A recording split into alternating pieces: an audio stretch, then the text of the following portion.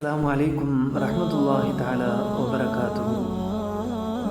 நபிகள் நாயகம் ஸல்லல்லாஹு அலைஹி வஸல்லம் அவர்கள்ட்ட ஒரு சஹாபி கேட்குறாங்க, யா ரசூலுல்லாஹ், சொர்க்கத்தை கட்டாயமாக தரக்கூடிய ஒரு அமலை எனக்கு கற்றுத்தாருங்கள் என்று சொல்கிறாங்க. சொர்க்கம் நமக்கு கிடைக்கும்னா நம்ம என்ன நினைப்போம்? தொழுகையாக இருக்குமோ, அல்லது வேறு ஏதாவது சிரமமான காரியங்களாக இருக்குமோ அப்படின்னு நம்ம நினைப்போம். ஆனால் வந்த சஹாபிக்கு ஸல்லல்லாஹு அலைஹி வஸல்லம் அவர்கள் சொன்ன பதில் என்ன தெரியுமா? இலகுவான பதில்.